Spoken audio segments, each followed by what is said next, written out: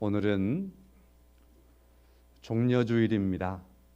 우리 예수님께서 고난주간의 첫날 예루살렘에 입성하시던 모습, 나귀를 타셨고 사람들은 앞서거니 뒤서거니 하면서 예수님께서 예루살렘으로 향하는 그 길에 종려나무 가지를 꺾어서 깔았습니다. 예수님께서 나귀를 타셨다라고 하는 의미는 겸손에 대한 의미이죠. 예수님께서는 겸손의 왕이셨습니다.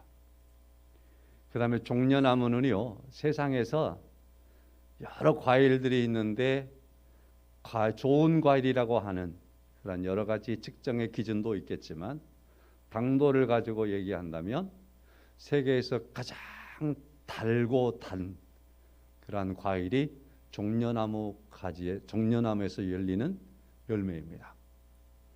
이것을 대추야자라고도 말하기도 합니다. 마치 대추처럼 생겼습니다.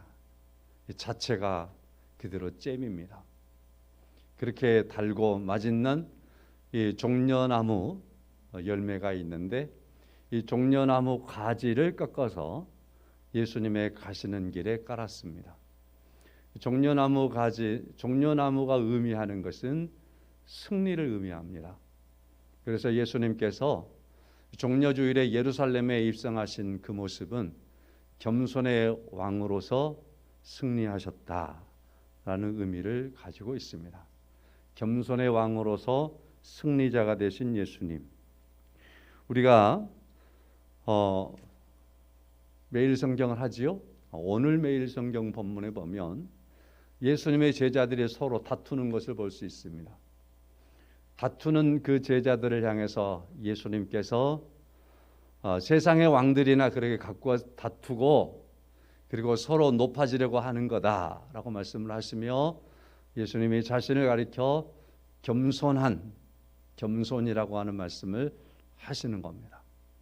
그렇습니다. 우리 주님께서는 겸손의 왕이셨습니다. 그리고 승리하신 분이십니다. 우리 주님이신 줄로 믿습니다.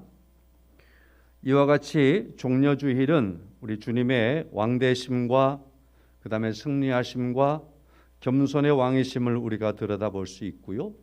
이 주님께서 한 주간 동안 예루살렘에서 하신 일들은 우리가 매일 성경을 하시니까 매일 성경을 하시면서 묵상을 함께 할 수 있기를 부탁을 드립니다. 오늘 본문의 말씀은 예수님께서 잡히시던 바로 직전에 이면 아마도 목요일 날 저녁인 것 같습니다. 이번 주 목요일 날 저녁 주님께서 자유롭게 하실 수 있는 그 행동의 마지막 이 시간이 지나면 나머지의 모든 일들은 잡혀서 주님께서 주님을 죽이려고 하는 사람들에게 넘겨져서 고문도 당하시고 매를 맞기도 하고 그런 일들로 시간들이 되어질 겁니다. 그래서 주님께서 자유로이 하실 수 있는 마지막 일은 무엇이었을까라는 것을 생각하면서 오늘 본문의 말씀을 보면 오늘 본문의 이 말씀이 딱 끝나자마자 예수님께서 잡히시는 거예요. 그러니까 겟세마네 동산에서 예수님은 자유로운 몸일 때 마지막으로 하셨던 것은 기도하신 것이었다. 이렇게 말씀을 드릴 수 있습니다.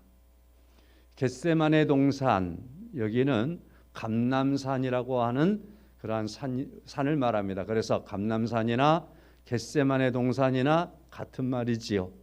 감람산에 가면 지금도 감람나무가 있는데 딱 보면은 이 감람나무가 얼마나 크든지 말이죠.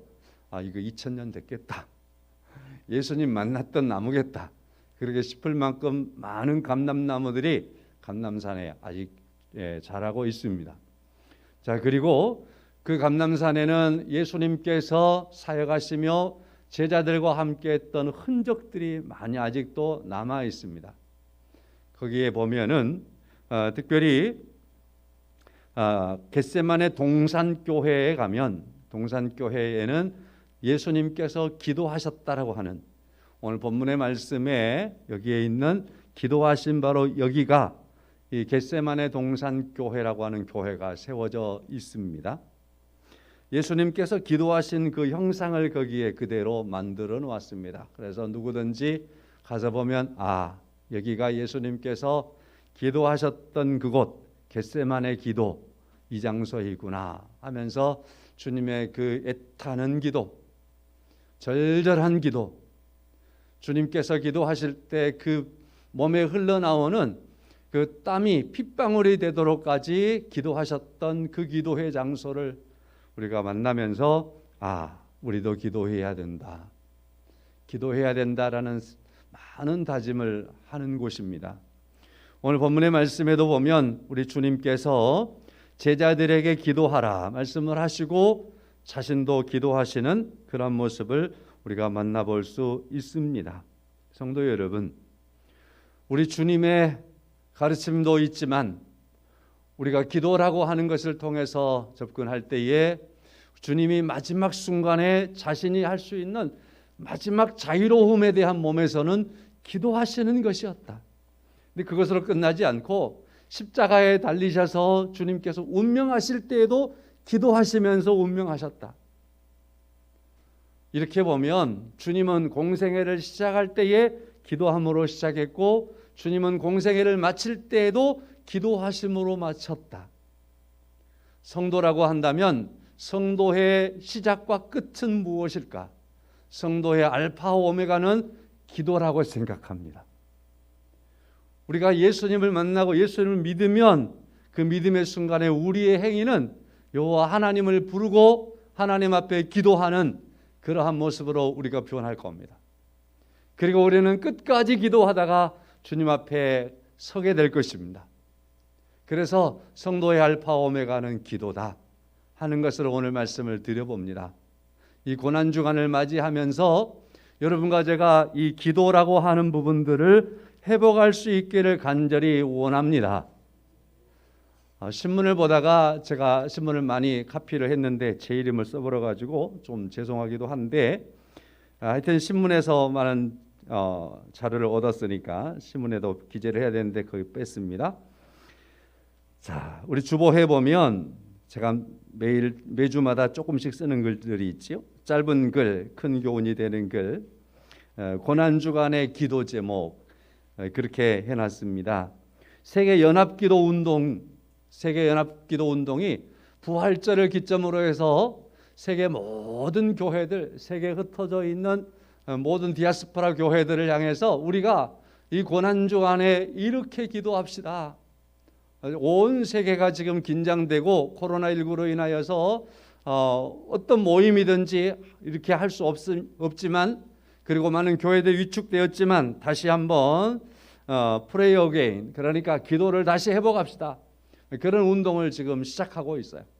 시작하고 있는데 거기에 내용들을 제가 조금 요약을 했습니다. 그리고 마지막 부분에 제 의견을 넣어서 제 이름을 썼는데 여기 보면은 전 세계에 흩어져 있는 교회들을 향해서 기도할 것을 요청하면서 첫째, 둘째, 셋째, 넷째 있습니다. 매일 밤 10시가 되면 한 3분 정도 기도합시다.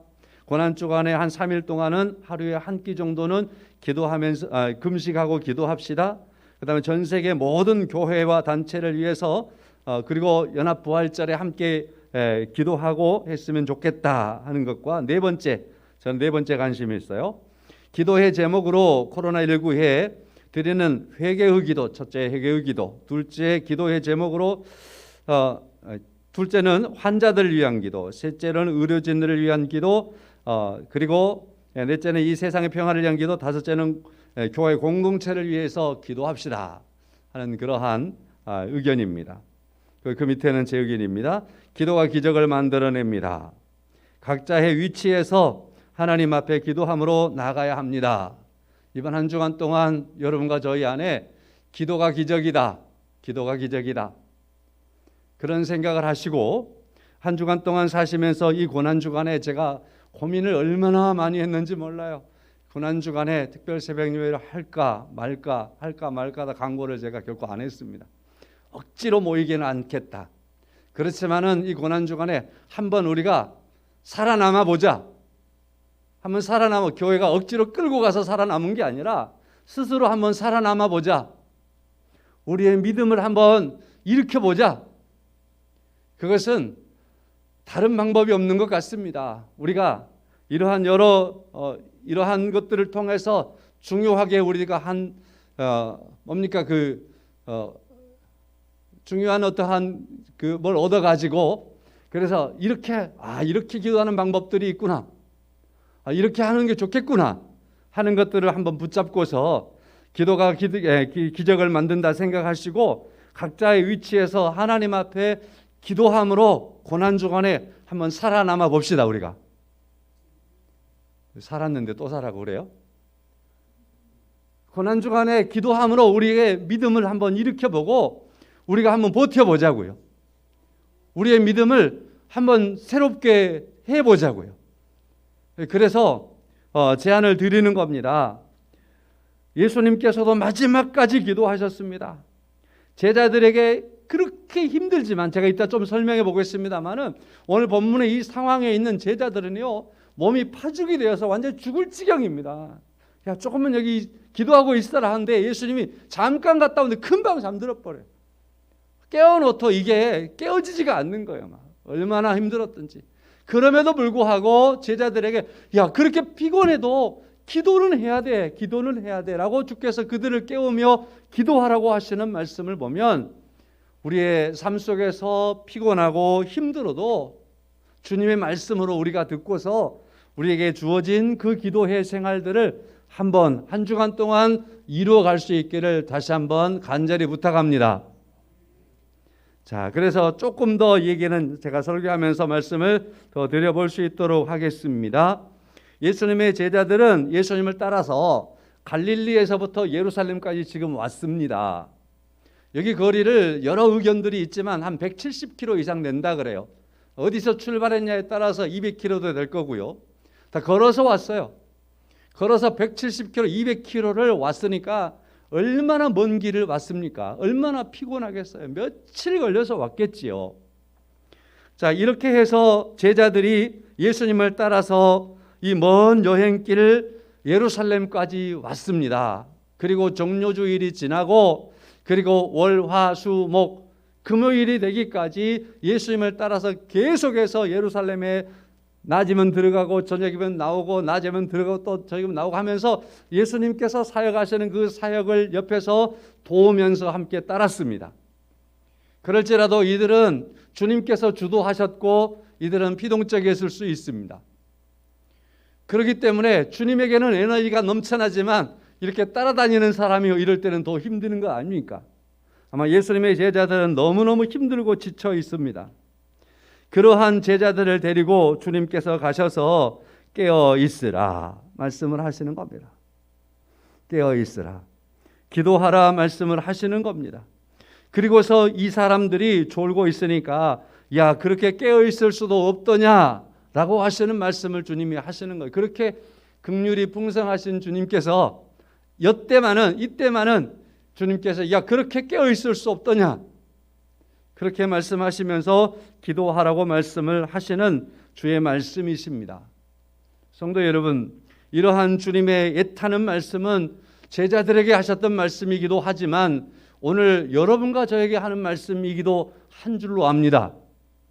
주님이 마지막 제자들을 가르치시고 본을 보이시면서 기도하라고 말씀을 하시고 자신이 기도하였습니다. 그 기도를 힘쓰고 애써서 기도하셨습니다. 그 모습을 제자들이 보았기 때문에 그 기도하는 소리를 들었기 때문에 오늘 본문의 말씀에 그 모습을 그대로 기록할 수 있는 거 아닙니까? 주님은 자신을 제자들에게 보여주신 겁니다. 물론 목적은 하나님 앞에 기도하는 거였지만 그러나 제자들에게도 이 모습을 보이시면서 기도하기를 원하셨던 겁니다. 기도를 부탁하시는 이유가 뭘까요? 오늘 본문의 말씀에 38절 말씀에 시험에 들지 않게 깨어 있어 기도하라. 시험에 들지 않게 깨어 있어 기도하라. 시험에 들지 않도록 하기 위해서 깨어 있기 위해서 기도하라고 말씀을 하시는 겁니다. 우리가 잘 아는 것처럼 이 시험이라고 하는 것을 통해서 우리 기독교의 역사를 이렇게 딱 비춰보면, 아니 우리 인류를 비춰보면 인류의 첫 사람이었던 아담과 하와는 시험을 받습니다. 두 번째 아담이신 가장 완전하신 예수님께서도 시험을 받습니다. 그러나 아담과 예수님과의 다른 점이 있다면 아담은 그 시험에 넘어지는 거고 예수님께서는 그 시험을 물리치시는 겁니다. 이기시는 겁니다. 자, 아담은 그 시험이 왔을 때에 그의 길을 하와에게 기울였고 하와가 들었던 그 사탄의 말에 귀를 기울이고 말았습니다. 그랬더니 그는 시험에 들고 말았습니다. 우리 주님께서는 하나님의 말씀을 붙들었습니다. 그랬을 때 주님께서는 말씀으로 시험을 이기셨습니다. 오늘 또 우리에게 시험에 들지 않게 깨어 있으라, 깨어 기도하라고 말씀을 하십니다. 하나님 앞에 있을 수 있는 중요한 방법이 있다면 그것은 우리가 하나님 앞에 말을 거는 겁니다. 하나님과 대화를 하는 겁니다. 바로 그것은 하나님 앞에 기도하는 모습인 줄로 믿습니다.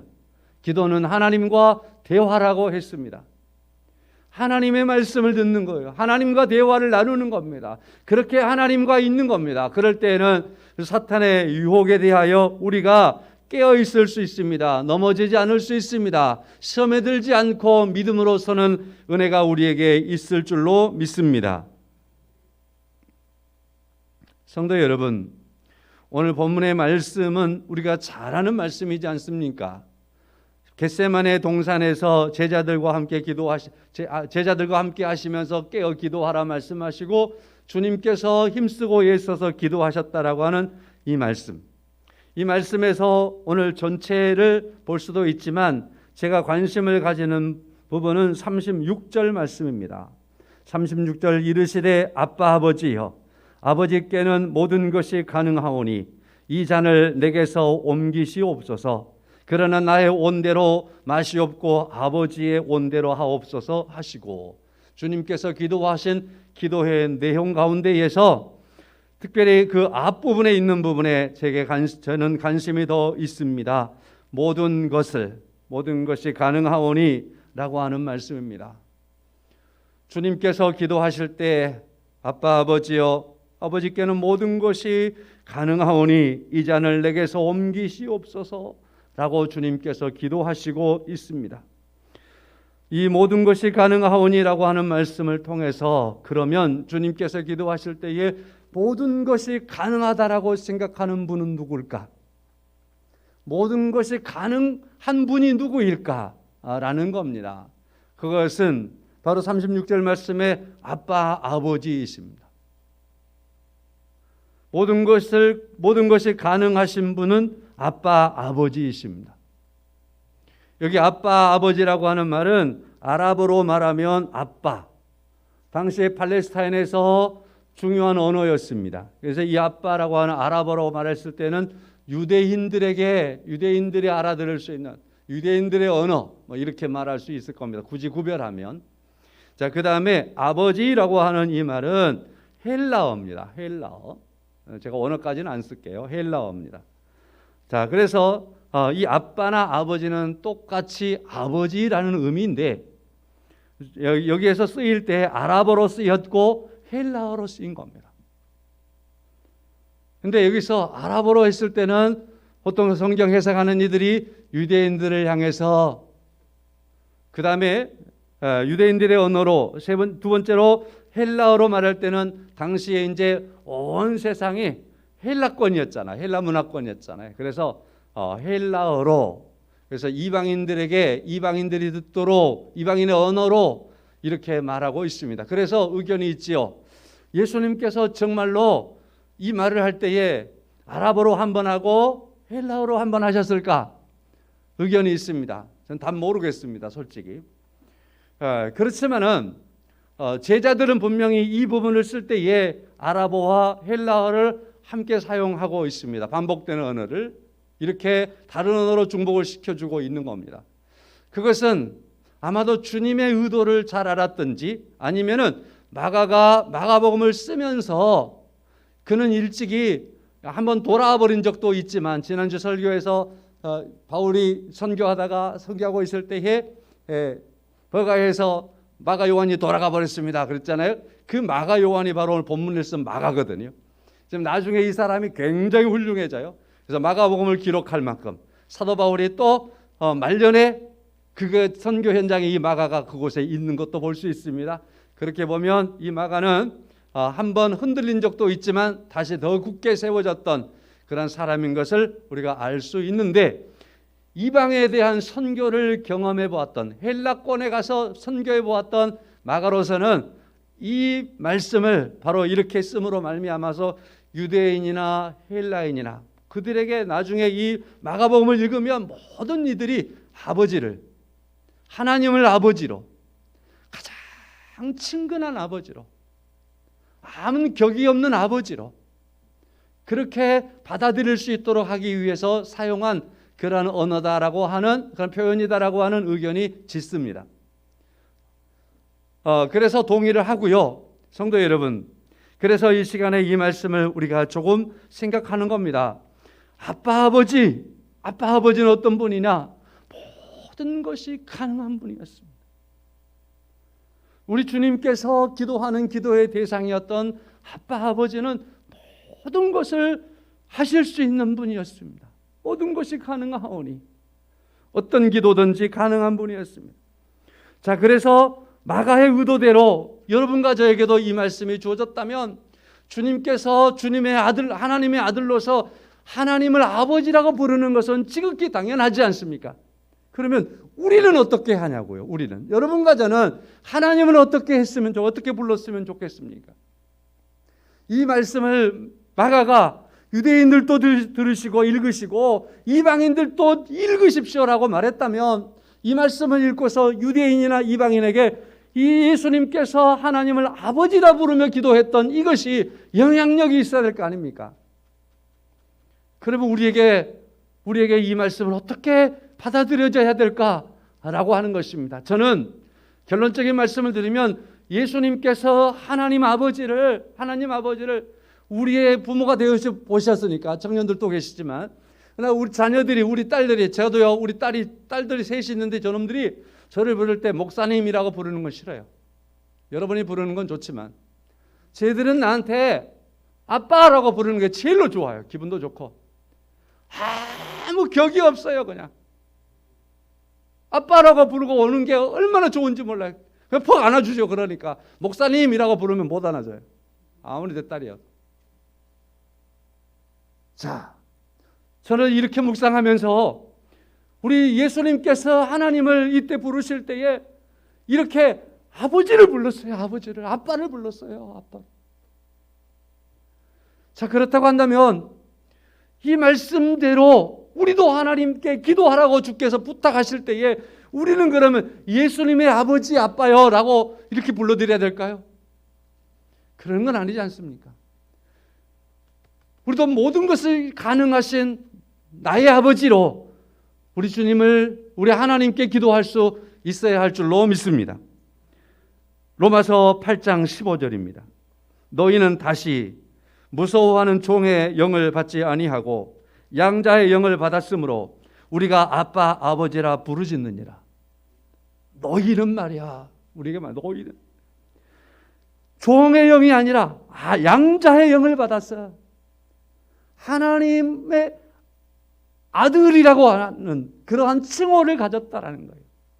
그래서 하나님을 아버지라 할 수 있는 자격을 얻었다라고 하는 거예요. 그러니까 하나님의 영이 우리 안에 들어오셔서 우리로 하여금 하나님을 아버지라고 부를 수 있도록 해주었다라는 겁니다.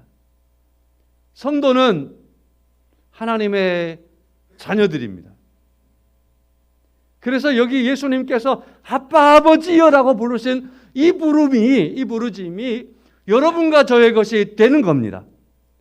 한 주간 동안 고난주간 살아갈 때에 우리 기도하며 살 때에 멀리 계신 하나님 부르지 마시고 나의 아빠, 나의 아버지를 내가 그분의 품에 푹 들어갈 수 있고 그분이 나를 안아줄 수 있는 그 아버지를 부르며 그 아버지께 기도하며 살아가는 그렇게 고난중간을 보내며 승리하시기를 주의 이름으로 축원합니다.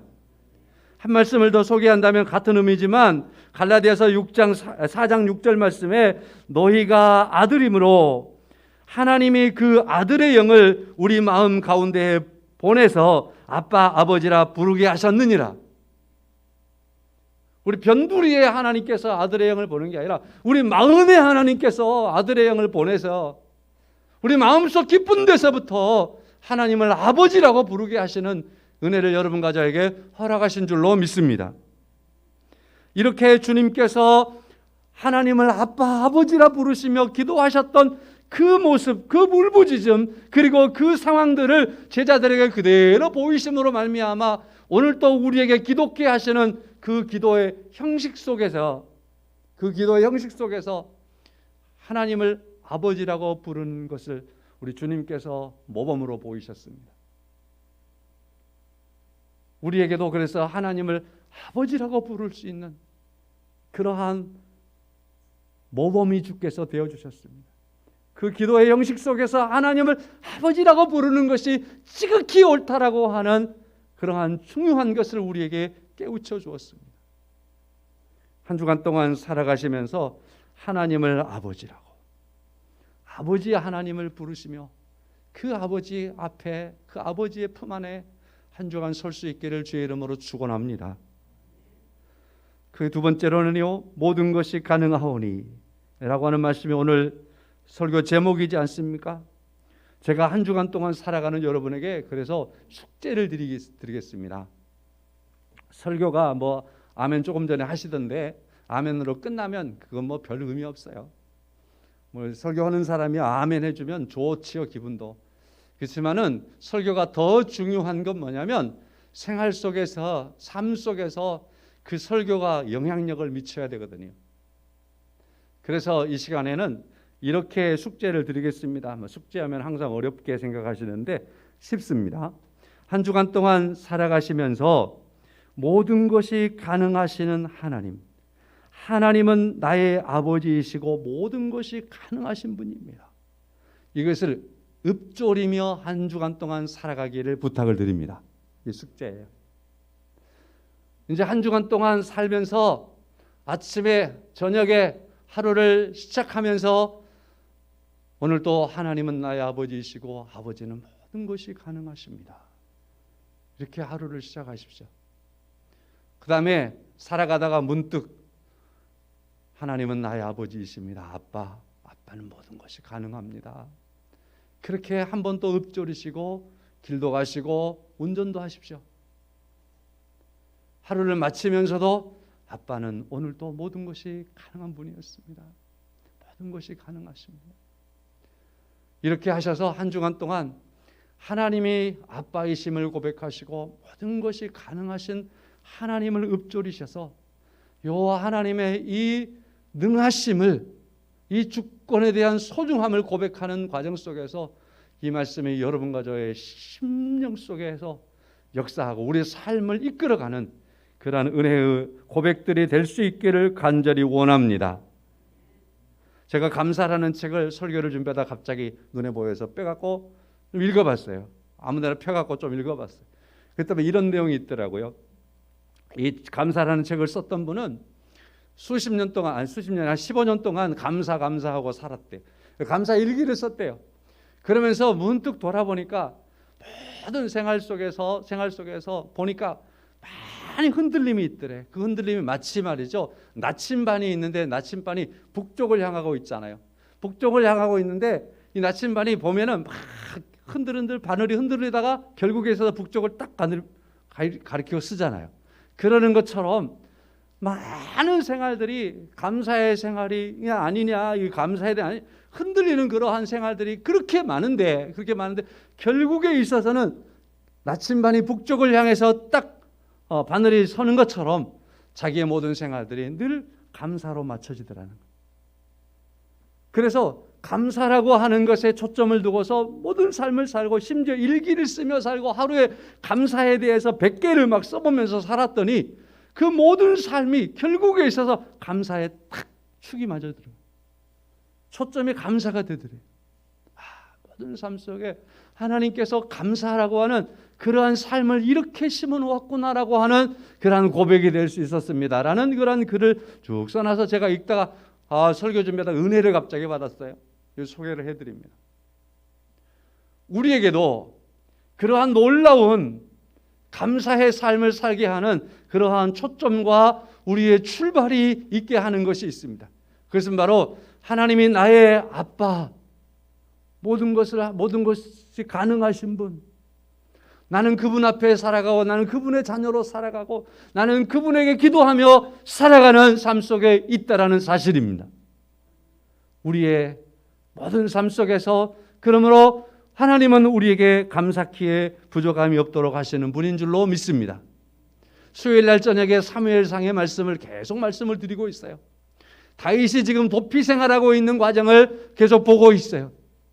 다윗은요, 이리 피해도 저리 피해도 여기 가서 좋은 일 해봐도 늘 사울은 거기에 와서 죽이려고 하는 거예요.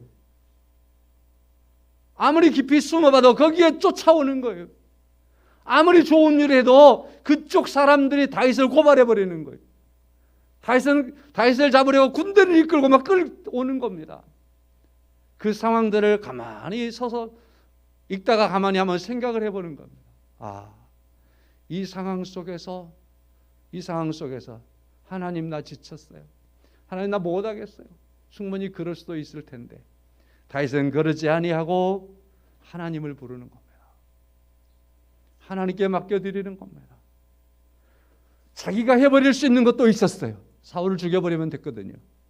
그것까지도 하나님께서 하나님의 일을 위하여 하나님이 하실 일이기에 하나님께 맡겨드리고 요 하나님께 모든 것이 하실 수 있습니다. 요 하나님께 맡겨드리는 그런 모습을 그는 보였다라고 믿습니다. 성도 여러분, 오늘 우리와 함께 하시는 하나님의 은혜를 붙잡습니다. 그 하나님께서는 오늘 말씀에서와 같이 우리의 아빠, 아버지가 되시는 하나님, 그 아버지, 우리의 아버지는 모든 것이 가능하신 분입니다. 성도 여러분, 예수님께서 지금 기도하시는 것은 잡히시기 직전이니까 이 잔이 내게서 지나갈 수 있으면 좋겠습니다. 고민하시면서 이런 기도를 하셨어요. 가만히 생각해 보세요. 하나님께서 하실 수 있는 것 중에서요, 예수님 죽지 않게 하시고 살리는 것은요, 이건 별로 크게 할 일이 아니에요. 그죠? 크게 할 일이 못해. 예수님 안 죽게 만드는 것. 정말 하나님께서 하신 일 중에서 큰 일은 뭐냐면 예수님을 십자가에 죽도록까지 놓아두시는 겁니다. 그것이 바로 주님께서 하시는 모든 일이 가능한 일 속에 있었던 겁니다. 주님을 십자가에 죽지 않게 얼마든지 할 수 있었지만 그보다 더 큰 일은 주님을 십자가에 죽도록까지 내어주시는 일인 겁니다. 그렇게 해서까지라도 모든 것을 가능하신 주님께서, 하나님께서 하시는 일이 뭐였느냐라고 하면 여러분과 저를 사랑하시는 겁니다. 우리에 대한 그 사랑을 끝까지 지켜내시는 겁니다. 그리고 우리를 구원하신 것입니다. 그것이 바로 주님께서 하신 일입니다. 주님께서 모든 것이 가능하오니 이 말씀을, 이 기도를 하나님께서 예수님을 살린다, 죽지 않게 한다, 여기에만 초점을 맞추면 이건 반쪽 해석밖에 안 될 것 같아. 오히려 모든 것이 하실 수 있는 이 주님의 이 기도 속에는 주님께서 십자가에 죽도록까지 놔줄 수도 있는 아버지요, 나를 십자가에 죽도록까지 내어줄 수 있는 아버지여지요. 그러면서까지라도 모든 인류를 구원하시는 아버지, 그래서 그 모든 것을 하실 수 있는 하나님의 하심이 오늘 여러분과 저를 구원하셨고, 오늘은 그 모든 것을 하실 수 있는 하나님의 주권이 여러분과 저의 주인 되시고 하나님이 우리의 왕 되시고 우리는 그 하나님의 자녀가 되어 있는 줄로 믿습니다. 성도 여러분, 이번 고난 주간을 보내시면서 숙제를 드린 아빠 아버지여, 모든 것이 가능하오니, 이 말씀을 수백 번 수천 번 하시다가 이제 하나님의 놀라우신 은혜를, 제가 설교하면서 드린 것은 그런 은혜를 받을 수 있도록 조금 도와준 것뿐이고, 이런 말씀 속에 살아가다가 나의 아빠 나의 아버지를 그리고 모든 것을 하실 수 있는 그 하나님으로 인하여 믿음으로 한 주간 동안 주님께서 당하신 고난을 깊이 묵상하시고 나를 구원하신 하나님의 사랑 가운데 하나님의 은혜로 살다가 부활절 날 기쁨과 감사로 함께 만날 수 있기를 주의 이름으로 축원합니다. 기도하겠습니다. 우리 하나님,